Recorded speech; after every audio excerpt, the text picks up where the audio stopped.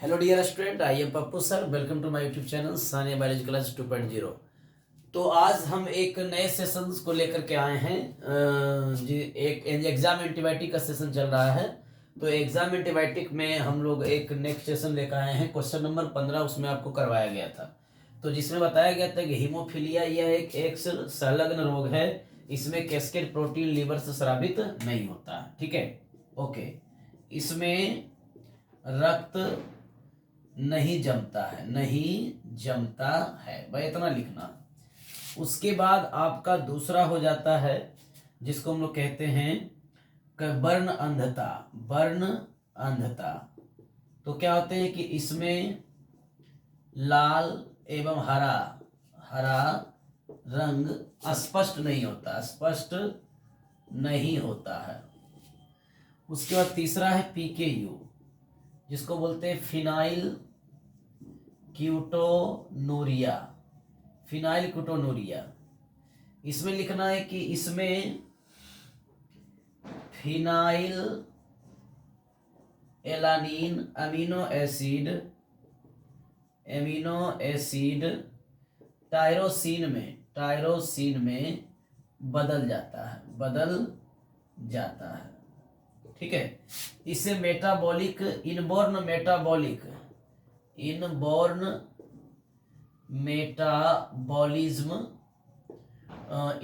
Metabolism disorder भी हम लोग इसको कहते हैं। ठीक है, इसमें क्या होता है, फिनाइल एनालिन अमीनो एसिड जो होता है वो टायरोसिन में बदल जाता है। चलिए नेक्स्ट हम लोग देखते हैं सिकल सेल एनीमिया, जो एक मेंडेलियन विकार है। और सिकल सेल एनीमिया के बाद हम लोग देखेंगे थैलेसीमिया, तो ये भी देख लेते हैं। तो यहाँ पर ध्यान दीजिएगा, सबसे पहले sickle cell anaemia SCA sickle cell anaemia कहते हैं कि इसमें आरबीसी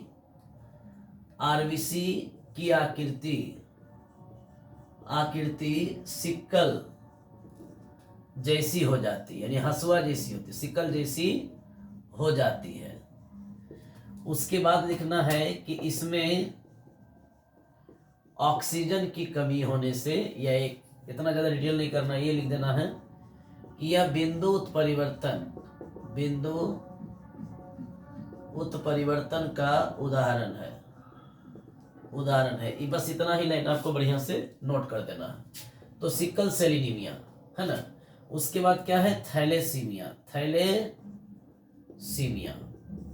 थैलेसीमिया की हम बात करेंगे।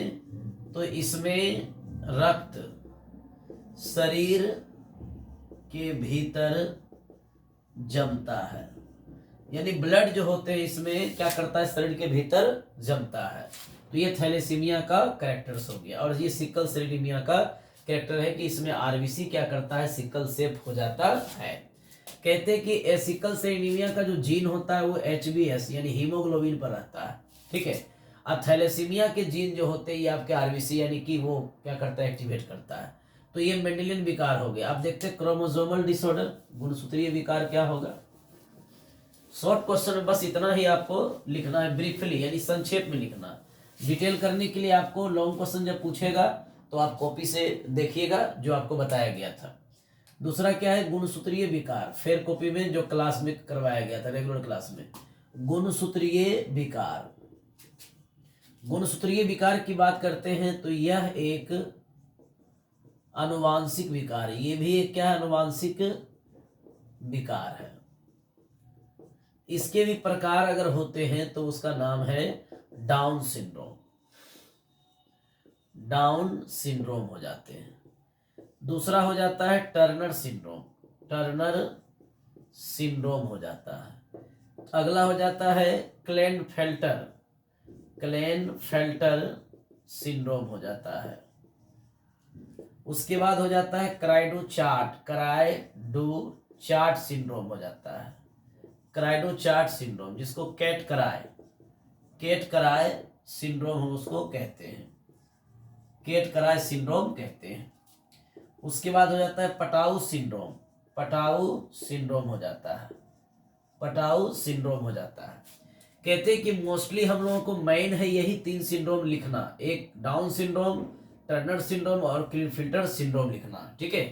कहते हैं डाउन सिंड्रोम में क्या होता है, क्रोमोसोम आपका 47 हो जाता है बस, और इसे 21 ट्राइसोमी भी कहते हैं। तो ये सब ऑब्जेक्टिव में पूछे जाएंगे, तो आप बढ़िया से इतना ही याद रखिएगा।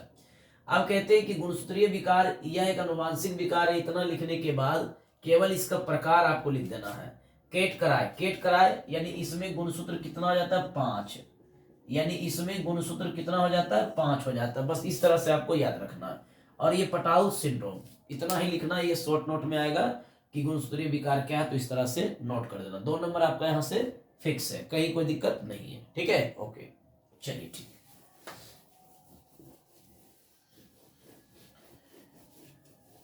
अब हम लोग देखते हैं क्वेश्चन नंबर नेक्स्ट, जिसको कहा जाता है क्वेश्चन नंबर 16, वंशावली विश्लेषण, जिसको कहते हैं पेडिग्री एनालिसिस। वंशावली विश्लेषण को कहा जाता है पेडिग्री एनालिसिस। ये क्या करता है, कहते हैं कि मानव के पूर्वजों का अनुवांशिक लक्षण पीढ़ी दर पीढ़ी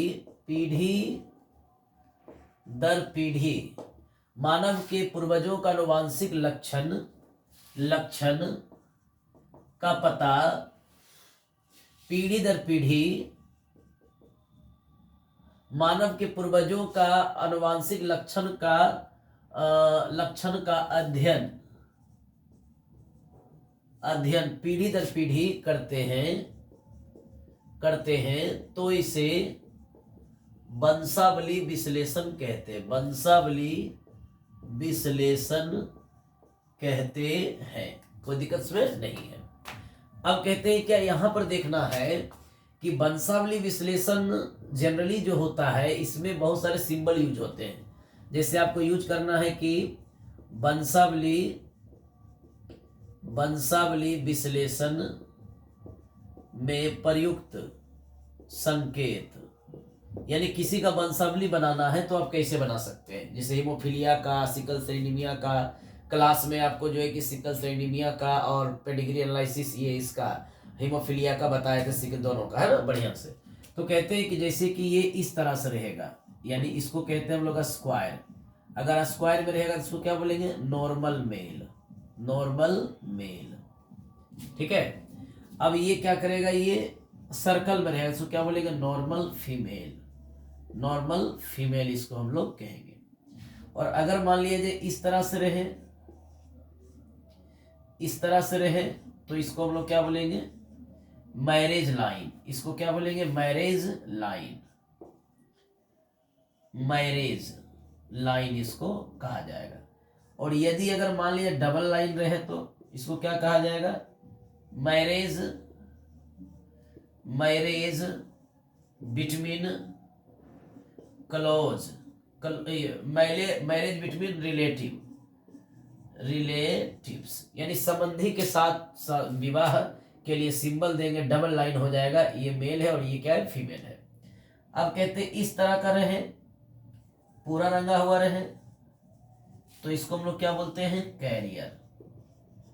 और अगर मान लीजिए आधा रहे, इस तरह से रंगा हुआ रहे और इस तरह से रंगा हुआ रहे, तो इसको हम लोग क्या बोलते हैं, ये क्या उसको बोलते हैं, रेसेसिव डिजीज इसको कहा जाता है, यानी अप्रभावी रोग इसको कहा जाता है। और अगर मान लीजिए इस तरह से रहे तो इसको क्या बोलेंगे, स्टील बर्थ,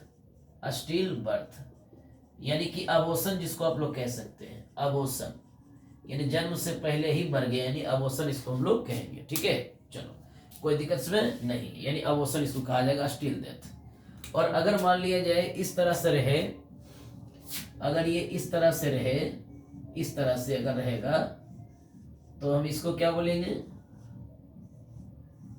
कि ये क्या हो गया, पेरेंट, और ये क्या हो गया, ऑफस्प्रिंग। ये क्या है, ऑफस्प्रिंग, ठीक है, ओके।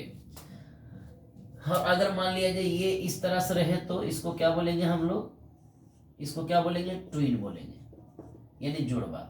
और अगर मान लिया जाए ये इस तरह से रहे, ये इस तरह से रहे, तो ये भी हमारा क्या होगा, जुड़वा होगा। ठीक है, ट्विंस होगा। तो और अगर मान लिया जाए इस तरह से रहे, तो उसके लिए क्या लगेगा, सेक्स अनस्पेसिफाइड। ठीक है, और अगर मान लिया जाए इस तरह से रहे,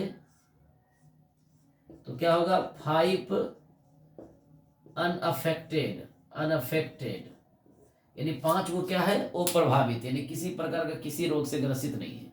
तो ये सभी पेडिग्री सिंबल है जो आपको याद रखना है कि कौन कहां पर क्या यूज होगा। ठीक है, ओके। अब कहते हैं कि अगर इस तरह से रहे तो इसको क्या बोलेंगे, डेथ। और डेथ मेल, ये डेथ क्या होगा, फीमेल। और इस तरह से रहे तो ये क्या हो गया, डेथ मेल हो गया। तो इस तरह से आप कवर कर सकते हैं। ठीक है, चलिए।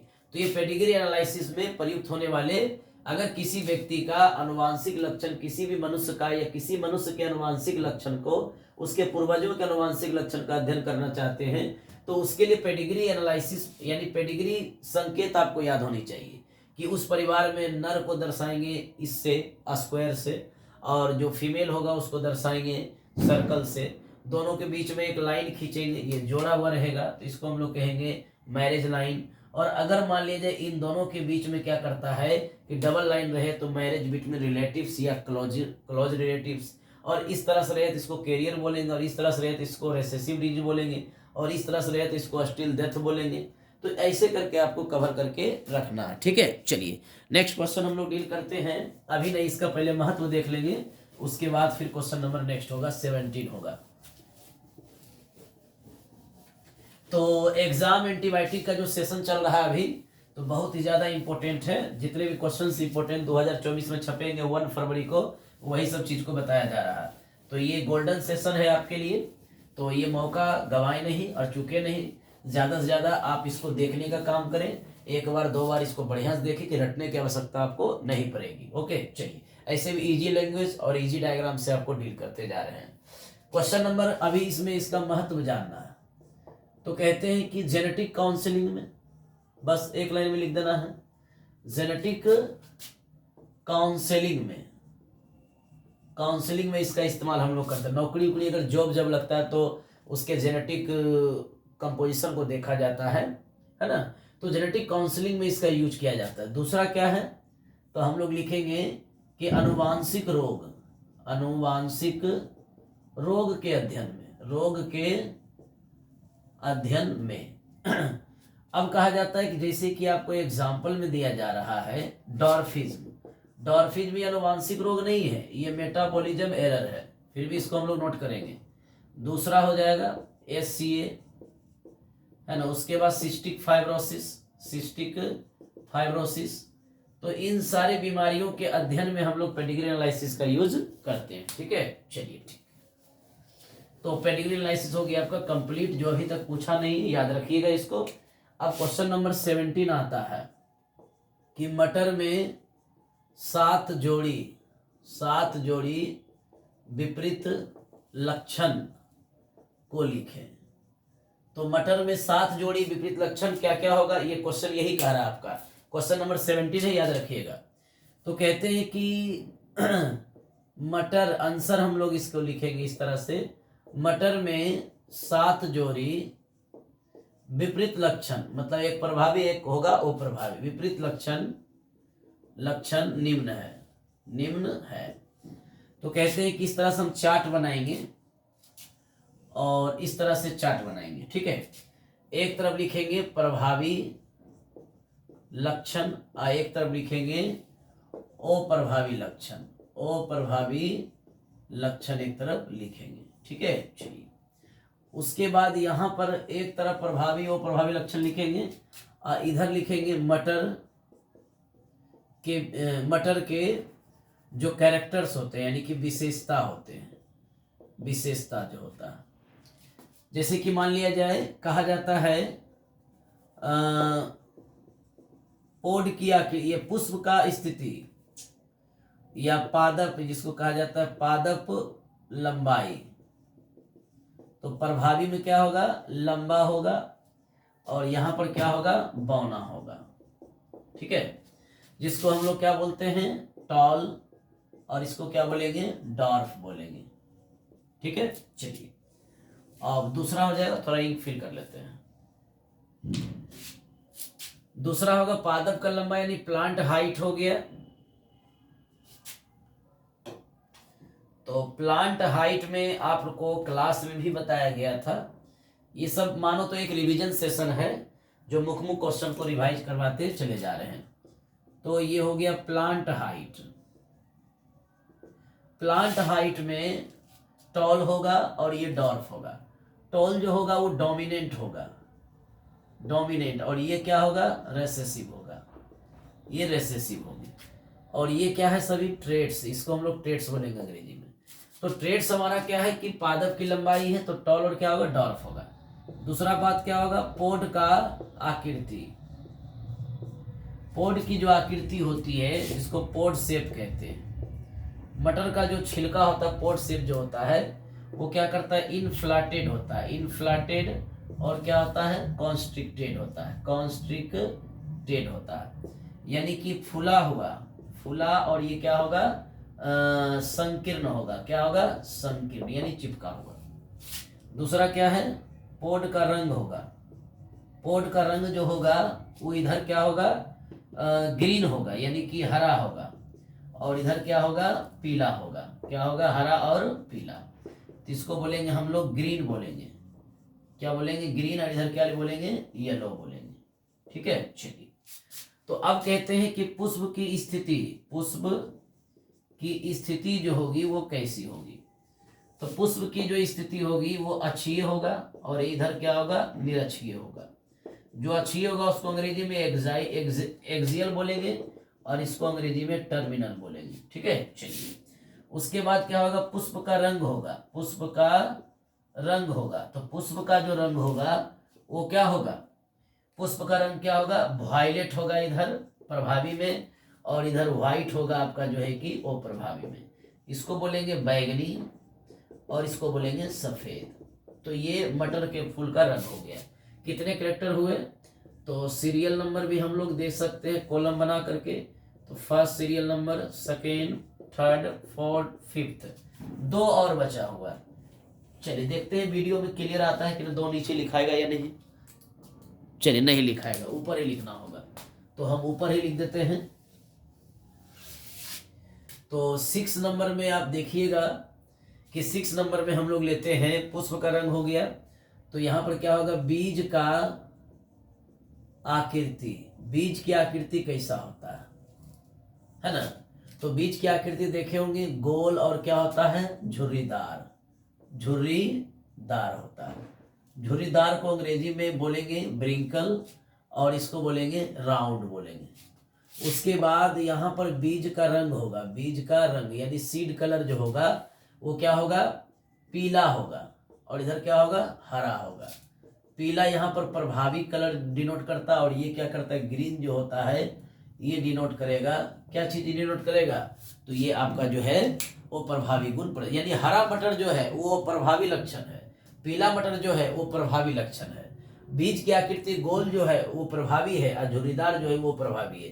तो 7 जोड़ा लक्षण। जोड़ा कैसे गिनिएगा, तो एक लक्षण का कितना हुआ, 2 गो, इसका 2 गो, फिर इसका 2 गो, फिर इसका 2 गो, इस प्रकार से सभी का क्या है, 7 जोड़ा हुआ। तो 7 दूनी 14 कैरेक्टर। चलो इसको याद रखिएगा।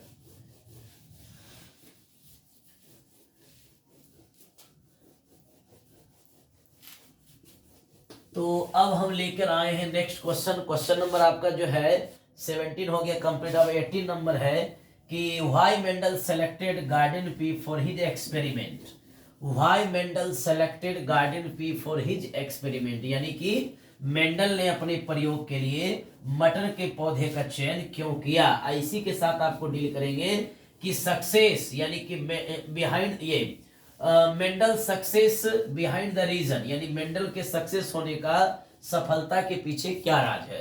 तो पहले छोड़िए, पहले इस क्वेश्चन को डील करते हैं। क्वेश्चन नंबर कितना है, 18 है। आपके एग्जाम एंटीबायोटिक से क्वेश्चन नंबर 18 हम करवाने जा रहे हैं, जिसका नाम है कि मेंडल ने मटर के पौधे का चयन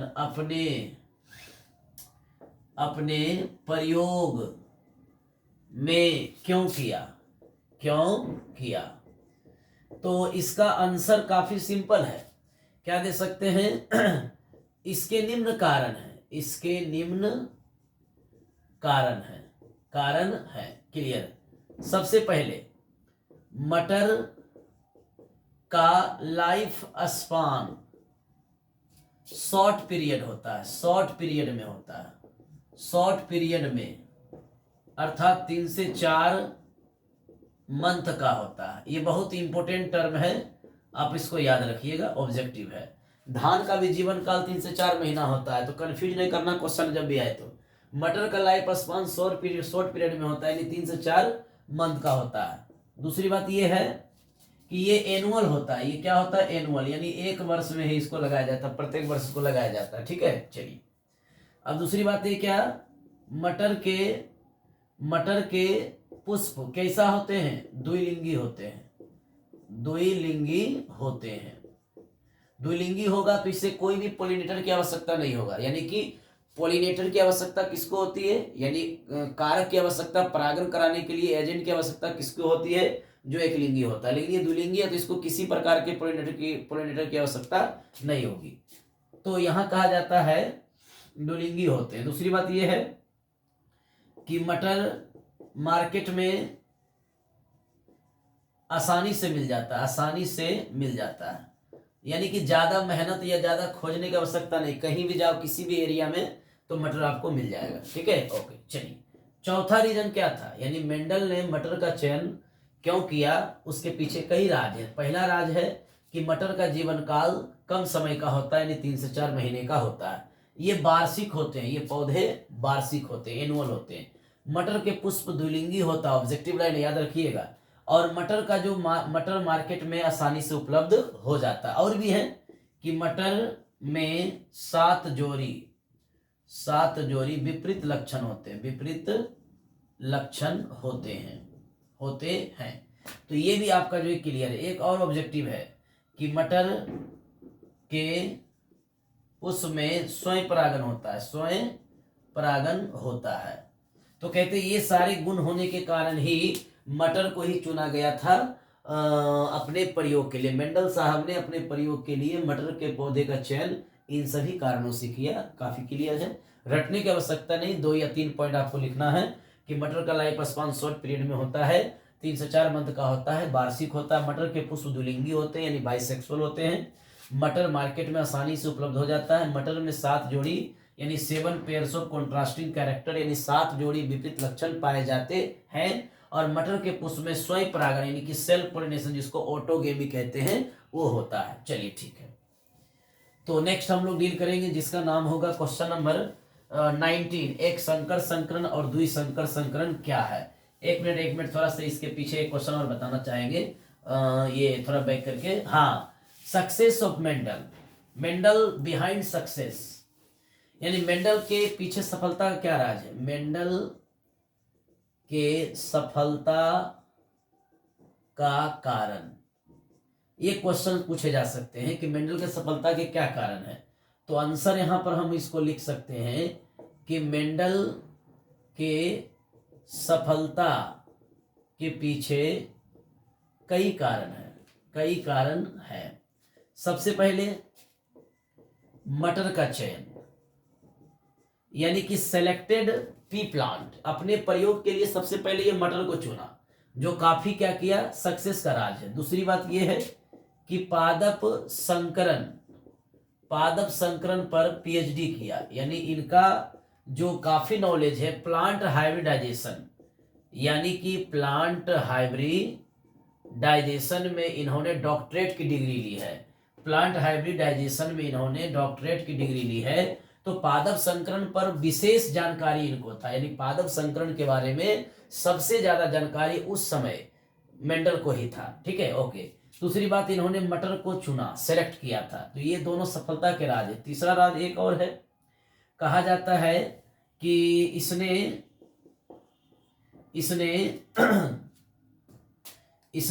मटर को दो पीढ़ी तक संकरण कराया, संकरण किया। मटर के पौधे पर कितने पीढ़ी? 2 पीढ़ी, यानी कि एक संकर 2 संकर, यानी 2 पीढ़ी तक संकरण कराया। ठीक है, रुका नहीं, एक पीढ़ी को संकरण कराया, दूसरा पीढ़ी करवाया। तो इस प्रकार से ये सभी सफलता के राज हैं। हम लोग ये नहीं लिखेंगे कि मेंडल के सफलता के विफलता के कारण क्या है। विफलता कारण जब पूछे तो लिखिएगा कि मेंडल ने अपने प्रयोग के जितने भी वाक्य थे, स्टेटमेंट थे, उन्होंने सांख्यिकी की भाषा, यानी कि एक कह सकते हैं कि जर्मन लैंग्वेज में लिखा, जो बायोलॉजिस्ट के लिए इंटरेस्टेड नहीं होता। जितने भी बायोलॉजिस्ट होते हैं, जीव विज्ञान से संबंधित वैज्ञानिक होते हैं, उसके लिए अच्छा नहीं माना जाता है। वो रुचिकर नहीं होते, उसको इंटरेस्ट नहीं आता मैथमेटिक्स वाले टर्म में। तो मेंडल का वो विफलता का राज है। ये सब आपको क्लास में बताया गया था। तो हमें केवल क्वेश्चंस पर फोकस करना है, समय ज़्यादा वेस्ट नहीं करना। मेंडल के सफलता के कारण क्या होंगे? तो मेंडल के सफलता के पीछे कई कारण है। मटर का चयन करना, ये सफलता का कारण है। पादप संकरण पर पीएचडी करना, ये भी इनका सफलता का कारण है। इसने मटर को 2 पीढ़ी तक संकरण किया, ये भी सफलता का राज है। बस फालतू क्वेश्चन में समय को वेस्ट नहीं करना है, क्योंकि आपके पास 7 दिन ही बचे हैं, 8 दिन बचे हैं, और इस 8 दिन में आपको क्लियर करना है। हाँ, एक चीज और आपको बताना चाहूँ कि एग्जाम के 2 या 3 दिन पहले, यानी एग्जाम के 2 या 3 दिन पहले ब्रह्मास्त्र बैच लेके आएंगे, और वो ब्रह्मास्त्र बैच आपका लाइव रहेगा। और टाइमिंग जो लाइव का रहेगा वो 6 PM से 8 AM के बीच रहेगा। 2 घंटे का लाइव क्लास आपका रहेगा, 6 PM टू 8 PM। और ये लाइव क्लासेस आपका जो है कि आपका 1 फरवरी को एग्जाम है, तो आपका 29 तारीख को, यानी 29 जनवरी, यानी 29 जैन को जो है 6 PM टू 8 PM लाइव रहेंगे। तो आप लोग इस सेशन को भी कवर कीजिएगा। ये काफ़ी लाइव सेशन बहुत ज़्यादा इंपॉर्टेंट होगा। वो ब्रह्मास्त्र बैच लेकर के आएंगे, उसमें सारे क्वेश्चन हम आपको वही बताएंगे ऑब्जेक्टिव, जो कि आपके 2024 में टारगेट करेगा, छपेगा, या कह सकते हैं उसके आधार पर क्वेश्चन फॉर्मेट बना करके देगा। यानी ऐसे फालतू क्वेश्चंस को नहीं करवाए जाएंगे जिससे आपका समय भी वेस्ट हो और वहां पर जाने के बाद एक क्वेश्चन बने भी नहीं। तो इसीलिए रिकॉर्ड आप जानते ही हैं कि जो भी बताएंगे वो आपका कवर करेगा तो करेगा। ठीक है, ओके, चलिए। तो अभी फिलहाल हम लोग एग्जाम एंटीबायोटिक सेशन को कंप्लीट कर लेते हैं, और उसके बाद फिर हम आपको जो है कि 29 तारीख को, याद रहे 29 तारीख को हम लाइव आएंगे 6 PM टू 8 PM के बीच में। ठीक है, ओके, चलिए। तो अब कहते हैं क्या कि सर ये इन्वायरमेंटल इशू का जो सेशन था उसमें कुछ और बचा हुआ है, तो वो भी आपको हम बताएंगे। तो पहले हम एग्जाम एंटीबायोटिक को कवर कर लेते हैं। चलिए, ठीक है। तो क्वेश्चन नंबर नेक्स्ट आ जाता है, जिसका नाम है कि यहाँ पर दिया हुआ है कि एक संकर द्विसंकर संकरण क्या है। तो यहाँ पर क्वेश्चन नंबर कितना है आपका एग्जाम एंटीबायोटिक से 19। Monohybrid cross. सबसे पहले इसका परिभाषा लिखना, जब भी पूछेगा। ये क्वेश्चंस को जो है कि कई बार पूछे गए हैं, तो इस क्वेश्चन को ऐसे भी पूछता है कि प्रभाविता के नियम का इस्तेमाल करते हुए, प्रभाविता के नियम को प्रयोग करते हुए एक संकर संकरण की व्याख्या करें, जीनोटाइप फिनोटाइप अनुपात लिख के दिखाएं। तो अगर इतना रामायण आपको नहीं सुनना है, केवल क्वेश्चन में देखना है कि मोनोहाइब्रिड क्रॉस आ गया, हाँ ठीक है भाई, तो सीधी सी बात उसका डिफिनेशन, उसका एग्जाम्पल, फिर उसको क्रॉस करना है, जीनोटाइप फिनोटाइप निकाल करके दिखा देना है। कैसे, देखिए, कहते हैं कि वह संकरण जिसमें एक जोड़ी विपरीत लक्षण भाग लेता है, यानी कि जिसमें एक जोड़ी विपरीत लक्षण भाग लेता है, उसी को हम लोग क्या बोलते हैं? मोनोहाइब्रिड क्रॉस कहते हैं। एग्जाम्पल हम लोग डील करेंगे, काफी इजी है। तो एग्जाम्पल टीटी और ये टीटी लेंगे, तो यानी ये क्या हो गया आपका? टॉल हो गया, ये आपका डॉर्फ हो गया। तो ये आपके प्रभावी लक्षण और ये आपका अप्रभावी लक्षण है। अब इन दोनों के बीच में क्रॉस करके आप क्या कर सकते हैं? इन दोनों के बीच में क्रॉस करके आप जो है कि जीनोटाइप फिनोटाइप रेशियो निकालिए। कैसे, देखिए, तो टीटी है और ये क्या है? टीटी। आपको बताए थे कि क्रॉस करने के लिए इन सभी को एक गोल किया जाता है सर्किल में। फिर ये क्या है? प्योर लाइन पेरेंट है, प्योर लाइन पेरेंट। ये सारे नाम आप नहीं लिखिएगा तो एग्जाम में नंबर आपका कटेगा। तो कहते हैं प्योर लाइन पेरेंट, यानी किसको कहते हैं? होमोजाइगस पेरेंट को। ये भी यहाँ होमोजाइगस है, दोनों समान गैमेट निकालेगा, ये भी समान गैमेट निकालेगा, तो ये भी होम हो जाएगा से, ये भी होम हो जाएगा से। तो एक को हम मेल मानते हैं, एक को क्या मानेंगे हम लोग, फीमेल मानेंगे। तो एक मेल फ्लावर एक फीमेल फ्लावर है और ये दोनों प्योर लाइन पेरेंट है। अब ये दोनों गैमिट बनाएगा। तो गैमिट बनाने के प्रोसेस को क्या बताए थे कि यहाँ पर लिखना होगा गैमिटोजेनेसिस। और आपको पता होना चाहिए गैमिटोजेनेसिस जब भी होता है तो मियोसिस के द्वारा होता है, तो मियोसिस लिखेंगे। तो यहाँ पर गैमिट जो बनाएगा ये इक्वल गैमिट बनाएगा टीटी, और ये भी समान गैमिट बनाएगा, ये भी समान गैमिट बनाएगा, और इन दोनों को क्या बोलेंगे हम लोग, गैमिट बोलेंगे। क्या बोलेंगे, गैमिट। अब कहते हैं इसको मिलाना है इससे, तो टी और टी होगा। फिर इसको मिलाना है इससे, तो टी और टी होगा। फिर इसको मिलाना है इससे, स्मॉल टी कैपिटल टी। फिर इसको मिलाना है इससे, तो स्मॉल टी कैपिटल टी। इस प्रकार से यहाँ पर जो आया हुआ है इसको लिखेंगे F1 जनरेशन। तो फर्स्ट पीढ़ी में यानी पहले जनरेशन में सारे के सारे प्लांट हमारा कैसा आ गया, टॉल आ गया। तो ये सारे लेवलिंग इंपॉर्टेंट है। आप इसको कौन सा क्रॉस करवा रहे हैं, मोनो हाइब्रिड। तो यहाँ पर मोनो हाइब्रिड को देना जरूरी है, लिखना जरूरी है, ये भूलिएगा नहीं, मिस मत कीजिएगा एग्जाम में। तो ये क्या हो गया, टॉल, और ये F1 जनरेशन। अब कहते हैं F1 जनरेशन का रेशियो निकालना है, तुमको नीचे ही लिखना, हम केवल यहाँ लिख देते हैं, जगह नहीं है। अब कहते हैं कि जीनोटाइप, पहले फिनोटाइप बताए, sorry phenotype, phenotype and genotype, genotype. तो फिनोटाइप जीनोटाइप क्या होगा, 100% होगा। क्यों 100% होगा, क्योंकि सभी पौधे फर्स्ट पीढ़ी में समान है। अब क्या करता है कि प्लांट को चेंज करने के लिए मेंडल ने एक पीढ़ी में और संकरण करवाया, तो उसको बोलेंगे सेल्फिंग, सेल्फिंग करेंगे। चलिए ठीक, इसका सेल्फिंग करेंगे तो आपको पता चल जाएगा प्लांट प्योर इम्प्योर और हाइब्रिड वगैरह जो होता है वो आपको प्राप्त हो जाएगी। देखिए अब कहते हैं कि सेल्फिंग, सेल्फिंग का मतलब होता है F1 गुना F1, यानी पहले पीढ़ी के पौधे के बीच में क्या करवाना है, सेल्फिंग का मतलब स्वयं परागण होता है। और इससे पहले जो करवाए तो वो क्या था, क्रॉस पोलिनेशन था, यानी पर परागण था, वो लव मैरिज था। और ये अब करवाओगे अरेंज मैरिज करवाओगे। चलो ठीक, देखो अब कहते हैं ये टीटी है और ये क्या है, टीटी है। तो इस टीटी और इस टीटी को, ये प्योर लाइन पेरेंट नहीं है क्योंकि ये दोनों हेटेरोजाइगस है, और हम लोग होमोजाइगस उसको प्योर लाइन पेरेंट कहते हैं, याद रखिएगा। अब ये गैमिट बनाएगा, तो small capital T small T, दो डिफरेंट गैमिट बना रहा है, ये भी बना रहा है दो different gamete, capital T small T. तो ये दोनों क्या हो गया आपका, गैमिटोजेनेसिस हो गया। गैमिटोजेनेसिस जो होता है ये मियोसिस के द्वारा इंडिकेट होता है, तो इसको हम लोग क्या बोलते हैं, गैमिट, है ना। अब ये क्या करेगा, इससे मिलेगा तो capital T S capital T, फिर इसको इससे मिलाएंगे capital T S small T, फिर इसको इससे मिलाएंगे capital T S small T, फिर इसको इससे मिलाएंगे तो ये क्या होगा, small T S small T. तो आपको ध्यान होना चाहिए कि यहाँ पर हमारा जो है ये क्या है, F2 जनरेशन है, F2 जनरेशन है, ठीक है। और F2 जनरेशन में आपका क्या है, तो अब कहते हैं कि यहाँ पर आपको क्या करना होगा कि इसका रेशियो निकालना है। तो सबसे पहले फिनोटाइप निकालना, आपको पता होना चाहिए फिनोटाइप में क्या किया जाता है, शुद्ध अशुद्ध को एक साथ, प्योर इम्प्योर को एक साथ लिखा जाता है। तो यहाँ पर क्या है, कितने टॉल हैं, 1 2 3, 2 गो प्योर है, 2 गो इम्प्योर है, 1 प्योर है, तो ये फिनोटाइप में साथ में लिखेंगे। तो टॉल कितना हो गया, 1 2 3, तो 3 गो आपका क्या हो गया, टॉल हो गया, और 1 गो क्या हो गया, डॉर्फ हो गया, 1 गो क्या हो गया आपका, डॉर्फ। तो रेशियो इक्वल टू क्या हो गया, फिनोटाइपिक रेशियो 3:1, ओके। और जीनोटाइप के लिए एक ट्रिक आपको बताए थे कि प्योर को एक साथ, इम्प्योर को एक साथ, प्योर को अलग इम्प्योर को अलग। तो यहाँ पर प्योर कितना है, एगो है, एगो का क्या नाम है, टॉल, ये प्योर टॉल है, प्योर टॉल है। 2 गो क्या हो गया, हाइब्रिड टॉल है। क्या हाइब्रिड टॉल माने, जिसको बोलते हैं हम लोग इम्प्योर टॉल, यानी इम्प्योर टॉल बोलते हैं।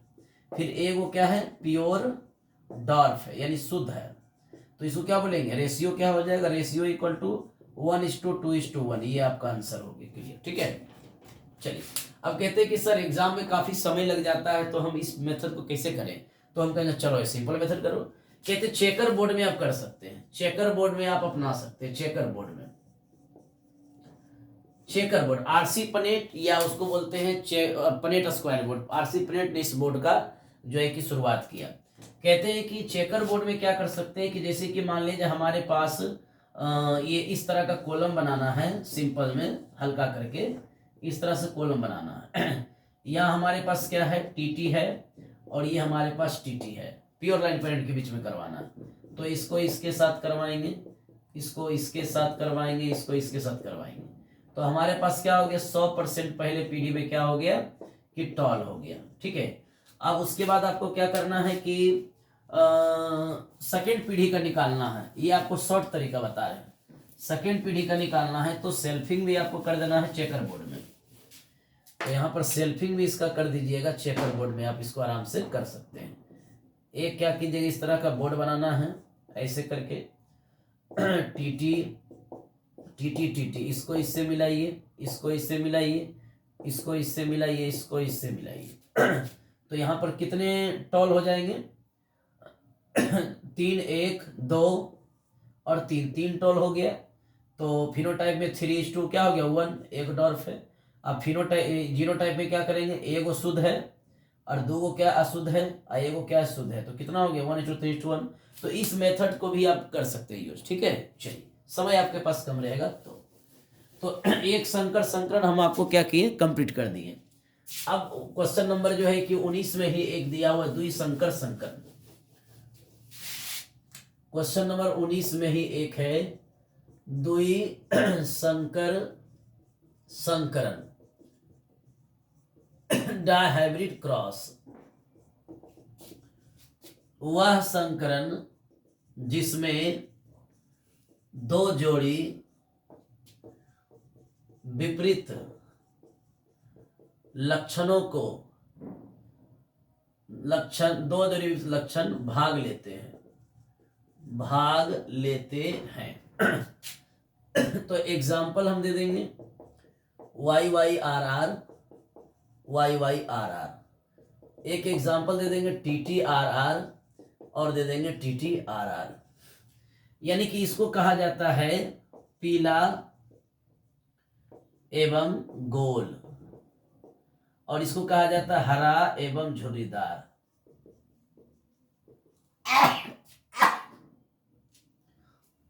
इसको कहा जाता है लंबा एवं लाल, इसको कहा जाता है बौना एवं सफेद। क्या कहा जाता है, बौना एवं सफेद यानी व्हाइट। कहते इसमें से कोई एक एग्जाम्पल का जीनोटाइप फिनोटाइप रेशियो आपको निकाल के दिखाना है, सबका नहीं। तो हम चलिए YYRR और YYRR ले लेते हैं, जो आपको आसान लगे तो इसको ही हम ले लेते हैं। चलिए ठीक है, देखिए थोड़ा इंक फिलअप कर लेते हैं, उसके बाद आपको कवर करेंगे।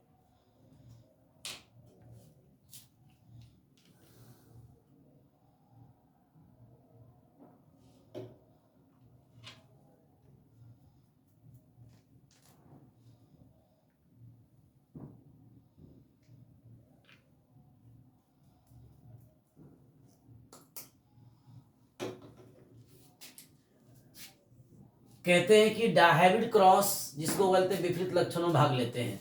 तो एग्जाम्पल में हम लोग जो है कि YYRR लिए और YYRR लिए। कहते हैं कि ये हमारा जो है कि मेल मान लेंगे और इसको मान लेंगे फीमेल मान लेंगे। ठीक है, ये दोनों हम हो जाएगा, तो ये क्या हो गया, प्योर लाइन पेरेंट हो गया। अब कहते हैं ये गैमिट बनाएगा, इसका नाम क्या है, येलो एंड राउंड यानी पीला और गोल। इसका नाम क्या है, ग्रीन एंड ब्रिंकल यानी हरा एवं झुर्रीदार। अब ये क्या करेगा, इस तरह से कवर होगा।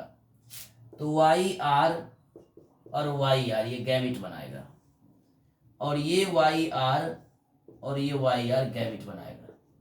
तो ये सभी क्या हो गए, गैमिट्स हो गए। और यहाँ पर क्या लिखना है, गैमिटोजेनेसिस लिखेंगे यानी मियोसिस होगी। अब इसको जो है कि मिलाना है इससे, तो capital Y small y capital R small r, इसी तरह सब आ जाएगा सेम टू सेम। तो इसी तरह से सबको हम लोग लिखेंगे, फिर इसको भी मिलाएंगे तो इस तरह से ही आएगा। Y वाला एक साथ और R वाला क्या करना है, एक साथ ही लिखना है। Y वाला और R वाले को क्या करना है, एक साथ लिखना है। यानी इसको मिलाएंगे पहले इससे लिख देंगे, फिर इसको मिलाएंगे पहले इससे लिख देंगे, फिर इसको मिलाएंगे इससे, फिर इसको मिलाएंगे इससे। तो इस तरह से लिखा गया। सभी क्या हो गए, राउंड एंड ये yellow and round. Yellow and round. तो ये क्या हो गया, F1 जनरेशन, F1 जनरेशन हो गया। और ये क्या हो गया, डायहाइब्रिड क्रॉस, डायहाइब्रिड क्रॉस, यानी कि ये कितने जोड़े के बीच हो रहा, 2 जोड़ी के बीच। ठीक है, ओके। चलिए, कभी भी ये सारे नाम इधर नहीं लिखना है, इधर जब किताब में प्रिंट होता है तब लिखाता है, इधर अपने हाथ से जब लिखे इधर लिखे, ये नियम है, दूसरे की तरह कंफ्यूज नहीं करना। चलिए ठीक। अब दूसरा हम लोग डील करेंगे जिसका नाम होगा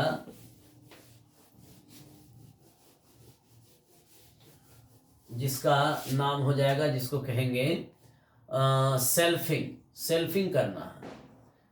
तो यहां पर पहले पीडी का रेशियो निकाल सकते हैं, वही नीचे लिखिएगा। फिनोटाइप और जीनोटाइप कितना होगा, 100%। ठीक है, चलिए सेल्फिंग के लिए क्या करना होगा, F1 गुना F1 करना होगा। तो यहां पर क्या होगा, सेल्फिंग क्या करेंगे, capital Y small R capital R, इस तरह से, इस तरह से। ठीक है, सेल्फिंग के लिए यहां पर गैमेटोजेनेसिस करवाएंगे, कैपिटल वाई कैपिटल आर, उसके बाद कैपिटल वाई स्मॉल आर, उसके बाद small Y capital R, small Y small R, इस तरह से 4 गैमेट बनेंगे। इसके भी 4 गैमेट बनेंगे सेम, जब इधर सेम इधर भी सेम होगा।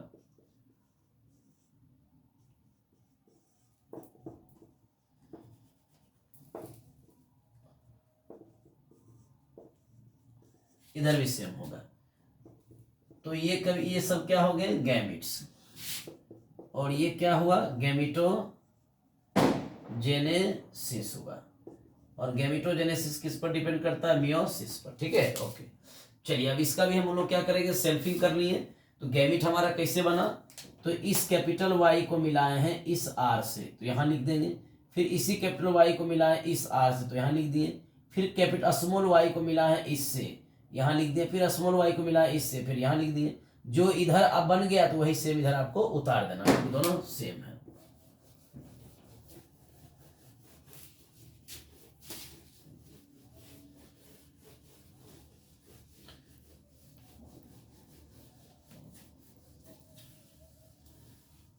चलिए, तो अब यहां पर देखना है कि F2 generation in Punnett square board, या इसको बोलेंगे चेकर बोर्ड, इसको हम कह सकते हैं। पता होना चाहिए डायहाइब्रिड क्रॉस में चेकर बोर्ड कितने खान का होता है, कितने चेंबर का होता है, 16 चेंबर का। मोनोहाइब्रिड में 4 चेंबर का। तो इस तरह से आपको ध्यान में रखना होगा, बढ़िया से ध्यान में रखना ही होगा। 1 2 3 4, ऊपर से भी 4, 1 2 3, और ये चौथा बन गया, 1 2 3 4। कहते हैं कि यहां पर आपको क्या करना पड़ेगा, वाई आर लिखना होगा, वाई आर लिखना होगा, वाई आर लिखना होगा, वाई आर लिखना होगा। उसके बाद यहां पर जो है एक क्या लिखना होगा, वाई आर जो गैमेट बना था, है ना, इस तरह से ये जो गैमेट आए थे, इस तरह से। अब इसको पूरा मिलाना है, इसको इससे मिलाएंगे, capital Y capital R are,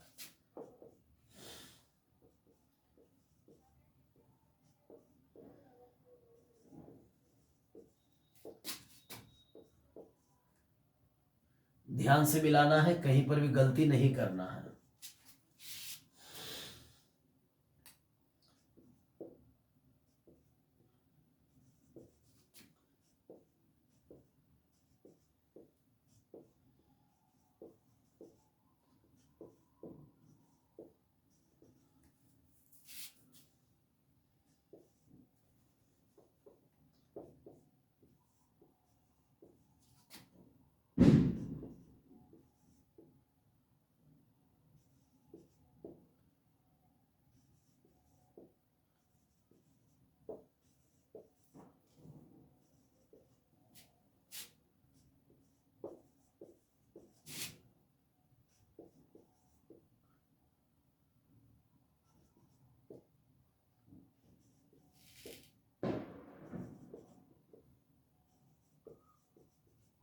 अब कहते हैं इसका नाम लिखना है, तो ये क्या होगा, येलो एंड राउंड, पीला और गोल। यहाँ पर क्या होगा, पीला एवं गोल। ये भी क्या होगा, पीला एवं गोल। ये भी क्या होगा, पीला एवं गोल। ये भी क्या होगा, पीला एवं गोल, पीला एवं गोल। ये क्या होगा, पीला एवं हरा।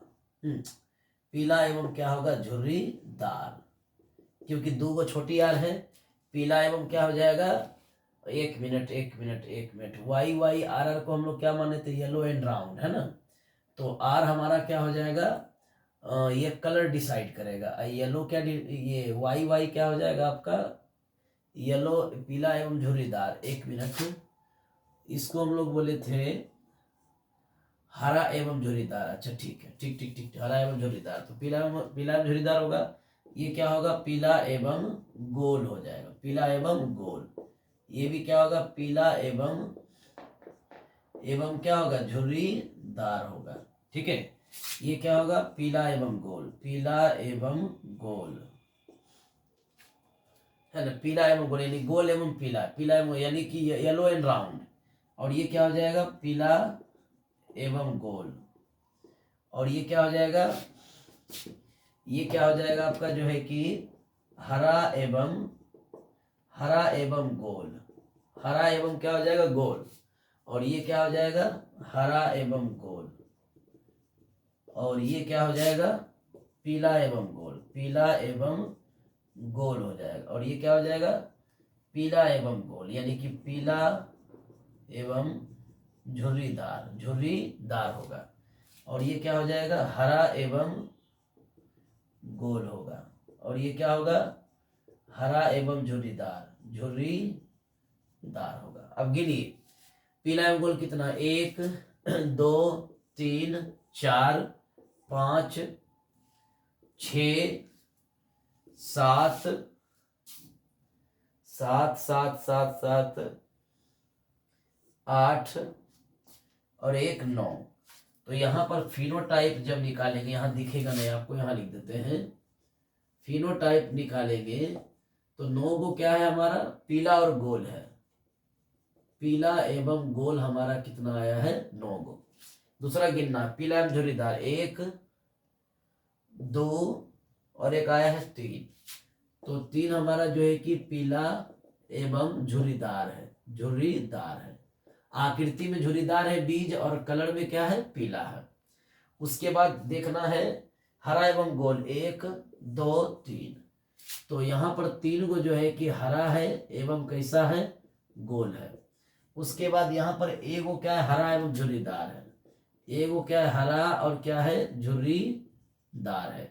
तो रेशियो फिनोटाइप का क्या होगा, 9:3:3:1।